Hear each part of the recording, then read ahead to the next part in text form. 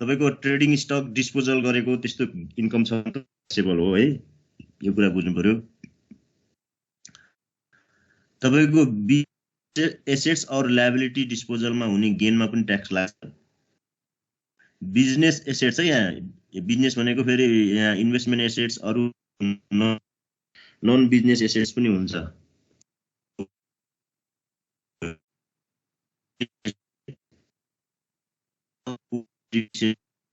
यो क्वेशनमा अस्ति पनि कसले सोध्नु भएको थियो। तपाईको चाहिँ ओभरअल यो के अरे डिप्रिसिएबल एसेट्सको पुल नै डिस्पोजल गरियो भने, पुल भनेको पुल हामी ABCD भन्छौँ नि, हो त्यस्तो पुल नै डिस्पोजल गरियो भने त्यसबाट हुने गेन पनि ट्याक्सेबल हुन्छ है।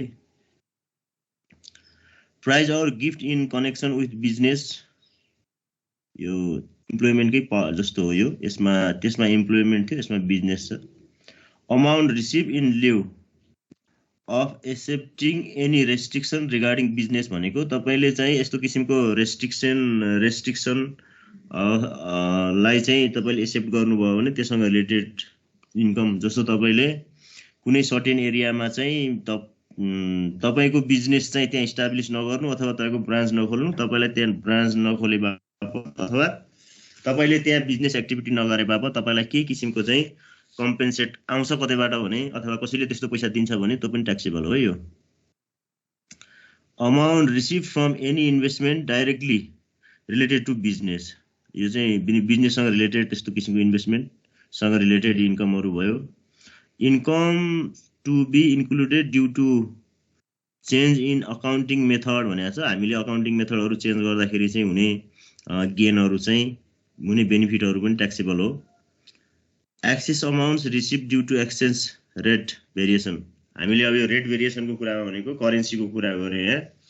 तपाईले चाहिँ आज हामीले $120 मा चाहिँ कुनै सामान किन्नु पर्थ्यो, आज तिर्दा $120 तिर्नु पर्थ्यो, हामीले 2-4 दिनपछि तिर्दाखेरि 110 तिर्यौं भने हामीलाई जुन 10 बेनिफिट हुन्छ $10, यो त्यो पनि ट्याक्सेबल हो। एक्सचेन्ज गेनहरु चाहिँ ट्याक्सेबल होला। ब्याड डेट्स रिकभर भयो भने ट्याक्सेबल हो। Proportionate amount receive under long term contract, हामीले लङ टर्म कन्ट्र्याक्टको चाहिँ तपाईहरुलाई चाहिँ मैले एउटा दुईटा न्यूमेरिकलै हेराएको थिएँ, प्र्याक्टिस गराएको थिएँ सुरुमा, त्यो कुराहरु तपाईलाई याद छैन। त्यसकोसँग related receivable amounts paid to others भनेको छ, यस्तो किसिमको उसमा पनि ट्याक्सेबल हुन्छ। तपाईको चाहिँ receivable amounts paid to other कसैले चाहिँ पे गर्यो भने चाहिँ हुन्छ, यो चाहिँ इन्कम फ्रम इम्प्लोइमेन्ट थियो। अमाउन्ट रिसिभ फर कम्पेन्सेसनको कुरा पनि छ। Other amounts receive under the head of business income भनेको छ, यो माथि नभएको बिजनेससँग रिलेटेड इन्कमको कुरा गर्यो। अब यसमा के घटाउन पाइन्छ त भन्ने कुरा छ यसमा। यो चाहिँ total gross income from business भयो। यसमा चाहिँ अलायबल डिडक्सन छ, यसमा एउटा जनरल डिडक्सन हुन्छ। जनरल डिडक्सन भनेको चाहिँ यसमाथि जति पनि इन्कमहरु छ त्योसँग रिलेटेड एक्सपेन्सेस छ भने घटाउन पाइन्छ लायबल डिडक्सनमा, हेर्नुस् है। त्यसका अलावा इन्ट्रेस्ट एक्सपेन्सेस घटाउन पाइन्छ, कस्ट अफ ट्रेडिङ स्टक घटाउन पाइन्छ, रिपेयर एन्ड इम्प्रुभमेन्ट कस्ट घटाउन पाइयो, पोल्युसन कन्ट्रोल कस्ट घटाउन पाइयो, रिसर्च एन्ड डेभलपमेन्ट कस्ट घटाउन पाइयो, डिप्रिसिएसन अलाउन्सेस घटाउन पाइयो, रिजर्भ फन्ड फर ब्याङ्क्स यो घटाउन पाइयो, फरेन ट्याक्स पेड घटाउन पाइयो। यति घटाउँदाखेरि assessable income from business before loss adjustment भनेर चाहिँ निकाल्नुपर्छ यो, हेर्नुस्। किनकि यसमा लस हुन सक्छ, मैले तपाईहरुलाई हिजो पनि भनेको छु। नर्मल 7 इयर्सको लस के अरे प्रिभियस 7 इयर्सको लस चाहिँ रिकभर गर्न पाइन्छ नर्मल्ली, अलि स्पेशल भयो भने 12 इयर्ससम्म पाइन्छ। त्यो क्वेशनले भन्छ हामीलाई यो चाहिँ केसँग रिलेटेड हुनु पर्यो, बिजनेससँग। त्यो चाहिँ लस तपाईको लेस भइसके पछाडी एसेसेबल इन्कम फ्रम बिजनेस आयो है, यो कुरा बुझ्नु पर्यो। अब तपाईको यसभन्दा पछाडीको पार्ट चाहिँ हामीले इन्कम फ्रम इम्प्लोइमेन्टमा हामीले जुन प्र्याक्टिस गरिरहेका थियौं त्यही प्र्याक्टिसको कन्टिन्यू हो यो। हेर्नुस् है, तपाईहरुले हामीले यसमा चाहिँ अब इम्प्लोइमेन्ट चाहिँ माथि टपमा हुन्थ्यो, यसमा चाहिँ अब बिजनेस अगाडि बढाउनु पर्यो। अरु कुराहरु चाहिँ नर्मल्ली त्यही नै हो, यसमा अरु कुनै नयाँ कुराहरु छैन।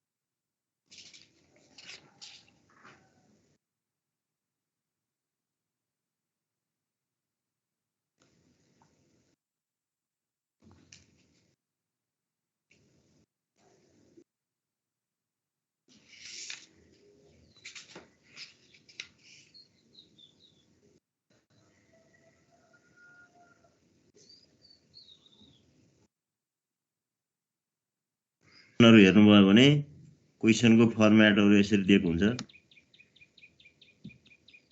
अब यो तपाईहरुले यो पहिले यो फाइनल अकाउन्टहरु प्लस 2 मा यस्तो देखेको जस्तो फर्म्याटमा सेपमा हुन्छ। यसमा चाहिँ एक्सपेन्सेसहरु घटाउन पाइन्छ भनेको छु है मैले। त्यो चाहिँ रिलेटेड एक्सपेन्सेसहरु हुनु पर्यो। तपाईहरुलाई म एउटा फर्म्याट देखाउँछु यहाँ इलस्ट्रेसनको। त्यो चाहिँ तपाईहरुले चाहिँ एकचोटी याद गर्नु होला। यसमा के हुन्छ भन्ने कुरा चाहिँ एकदम इम्पोर्टेन्ट हो। हामीले यो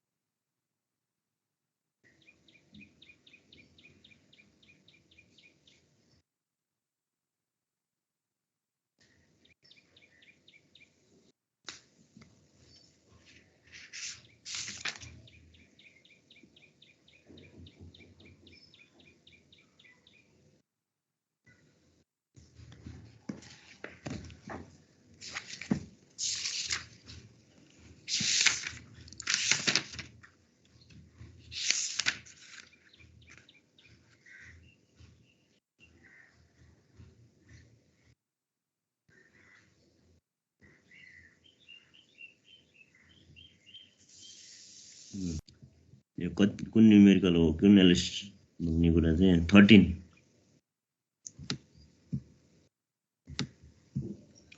तपाईहरुको न्युमेरिकल भन्दा पनि तपाईहरुको क्वेशनको फर्म्याटको कुराहरु गर्दैछु। इलस्ट्रेसन 13 हेर्नुस्। Mr. Gyanendra, a trader, has prepared the profit and loss account for the previous year भनेर दिएको छ। तपाईको ओपनिङ स्टक दिएको छ, क्लोजिङ स्टक दिएको छ, सेल्स दिएको छ, पर्चेज दिएको छ, क्यारेज इनवर्ड दिएको छ, प्रोभिजन फर ब्याड डेट दिएको छ। यस्तो तपाईले कस्ट अफ ट्रेडिङ स्टक निकाल्नु पर्यो।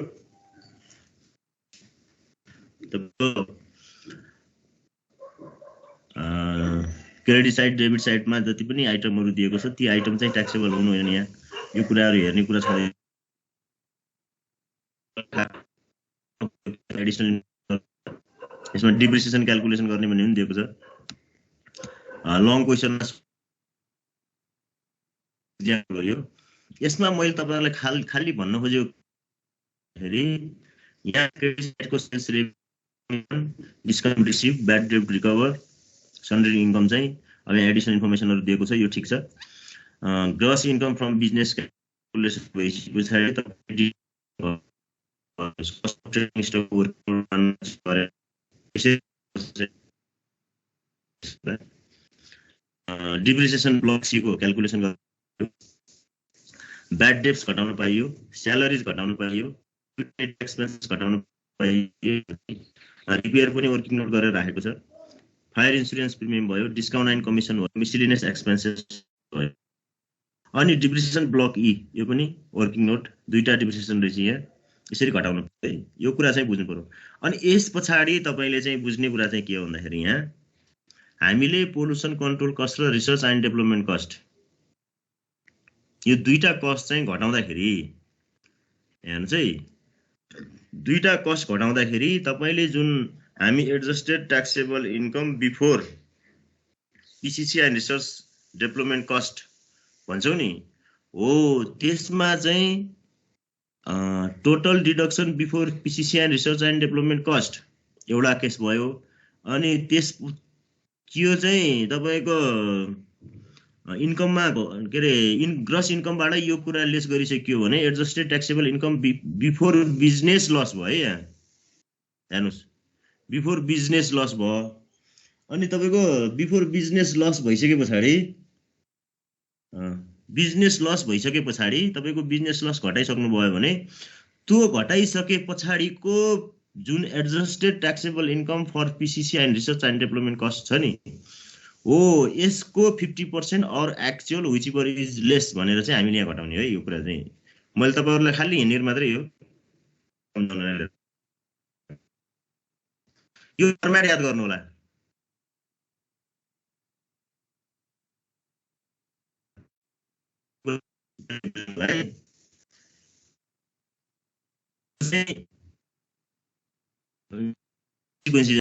अब यसमा इन्फर्मेसनहरु होला धेरै यसरी चाहिँ वर्किङ नोटहरु गर्नुपर्छ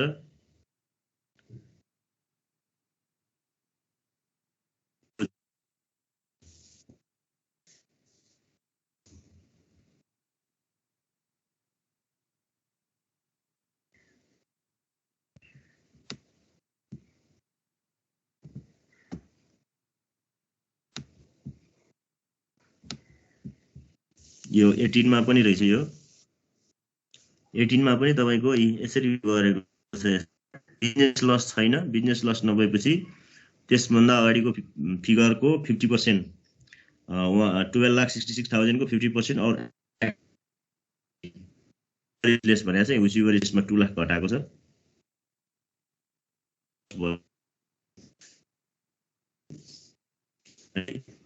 सेम यही हो यसमा चाहिँ वर्किङ सबभन्दा राम्रो यिनीहरू चाहिँ लस पनि कम्प्लिट क्वेसन फर्म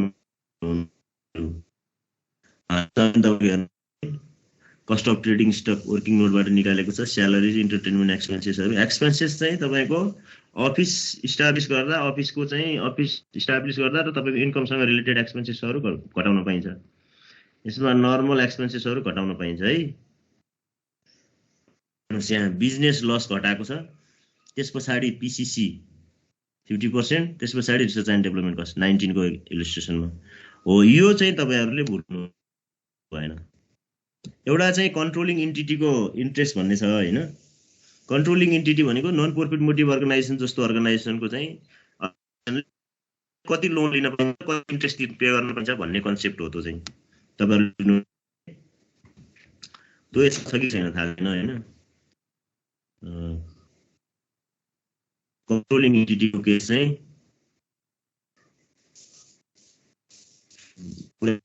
तपाईहरुलाई एउटा कन्ट्रोलिङ एन्टिटीको केस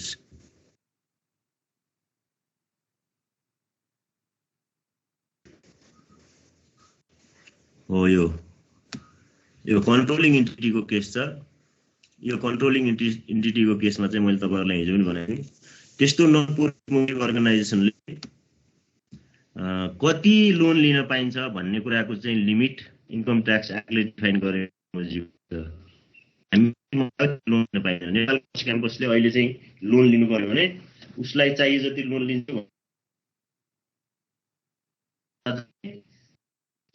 यो इलस्ट्रेसन हो यो कुन चाहिँ हो यो 23 हो कि 24 हो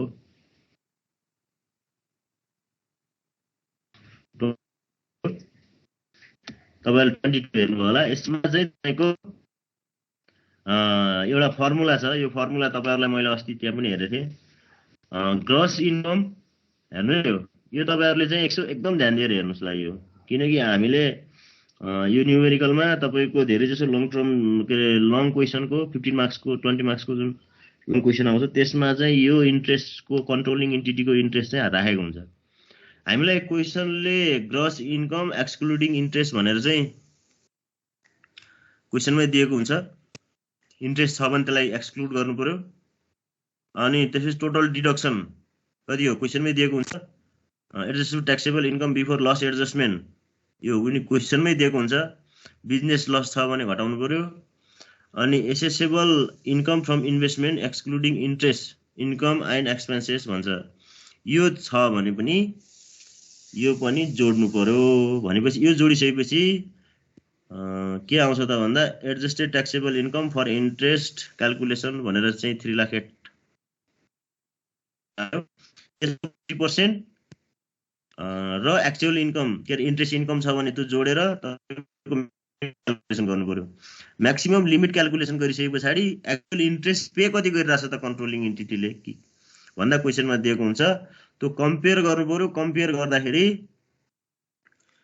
जुन चाहिँ सानो हुन्छ त्यति मात्रै अलाउड हुन्छ है म्याक्सिमम लिमिट चाहिँ जुन हो जति हो त्यहाँभन्दा बढी अलाउड हुँदैन भन्न खोजेको है यो चाहिँ यो यस्तो खालको न्यूमेरिकल चाहिँ तपाईहरुले हेर्नुपर्छ यो चाहिँ तपाईको के हो त भन्दा एक किसिमको म्याक्सिमम लिमिट काट्नलाई चाहिँ हो 50% अफ यो जुन हामीले adjusted taxable income for interest calculation भनेर निकाल्यौँ नि 3,08,000 त्यसकोमा इन्ट्रेस्ट इन्कम प्लस गरेपछि म्याक्सिमम लिमिट आउँछ म्याक्सिमम लिमिट र एक्चुअल कम्पेयर गर्ने हो अनि कम्पेयर गर्दा व्हिच एभर इज लेस हामीले चाहिँ घटाउन पाउँछ ओके यो चाहिँ भनेको तपाईको इन्ट्रेस्ट दिन पाउने भने उले चाहिँ उसले 1,50,000 मात्र पे गर्न सक्ने मात्र हुन्छ लोन चाहे तपाईलाई यसको बारेमा मसँग अझै इम्पोर्टेन्ट एउटा डकुमेन्ट हुनुपर्छ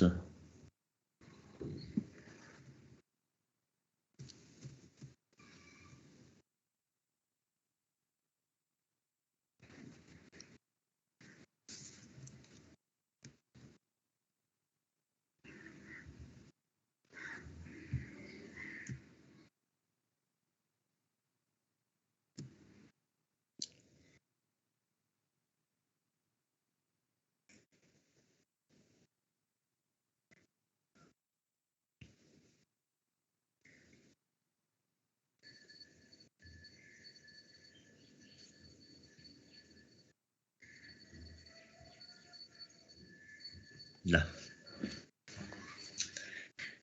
यहाँ फर्मल इन्ट्रेस्ट एक्सपेन्स कुरा गरिनौँ हामीले यहाँ कन्ट्रोलिङ इन्टिटीको मात्रै कुरा गर्यौँ यसमा चाहिँ फर्मुला के हो त भन्दाखेरि तपाईको यहाँ हेर्नु पर्यो interest income during the year हेर्नुस् है interest income during the year plus 50% of adjustable taxable income before including any interest before including income and before deducting interest expenses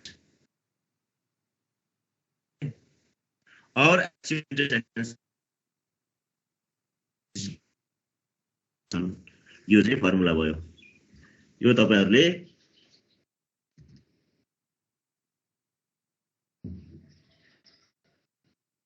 बुझ्नु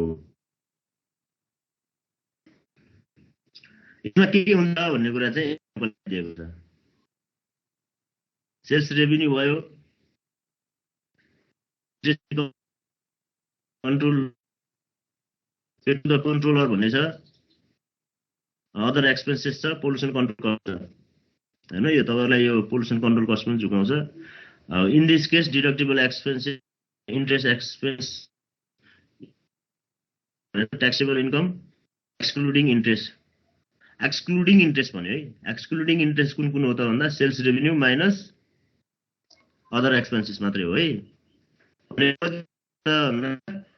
ट्याक्सेबल इन्कम चाहिँ एक्सक्लुडिङ इन्ट्रेस्टको इन्कम पनि छैन एक्सपेन्स पनि छैन लिएन एक्सपेन्स लाग्दाखेरि उसको पनि ट्याक्सेबल इन्कम भनेको 60,000 हुँदो रहेछ deductible interest 50% taxable income excluding interest भनेको 60,000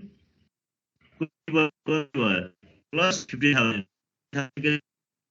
दिएको छ भनेको 80,000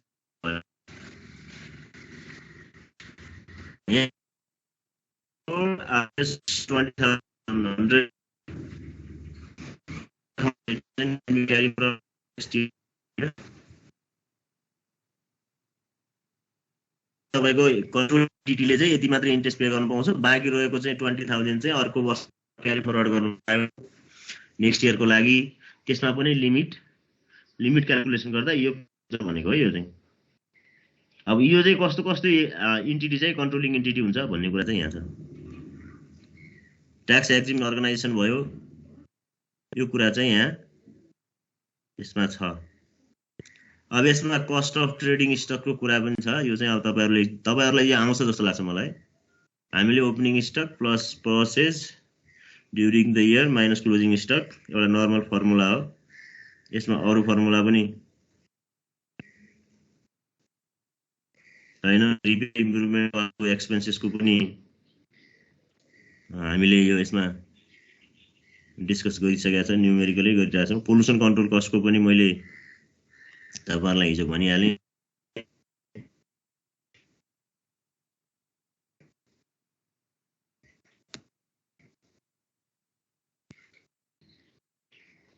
कुरा चाहिँ इम्पोर्टेन्ट हो।